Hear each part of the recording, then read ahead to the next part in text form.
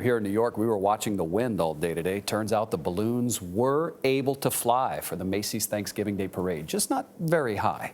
New York isn't the only place with a parade today. Erroll Barnnet has the highlights from coast to coast.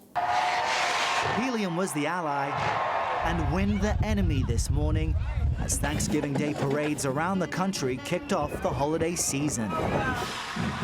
The country's most watched event was in New York. An estimated 3.5 million people lined the streets to see an astronaut Snoopy, SpongeBob SquarePants, and this oversized Power Ranger crawling barely 10 feet above the ground because of high winds. Oh, here comes Smokey!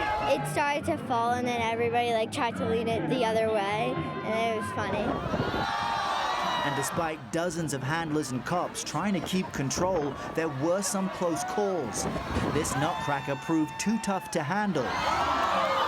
Thankfully, there were no serious injuries. In Philadelphia, which hosted the country's oldest Thanksgiving Day parade stretching back 100 years, large balloons were grounded because of 45-mile-an-hour winds. We're a little disappointed that we won't be seeing the balloons, but it's still good. In Chicago, the windy city was cold but calm. And in Houston, more than 250,000 spectators lined the streets, where it was a balmy 70 degrees.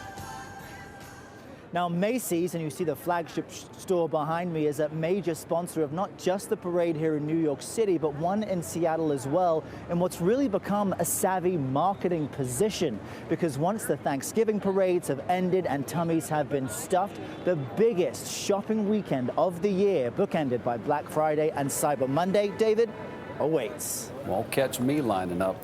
Thank you, Errol. Happy Thanksgiving.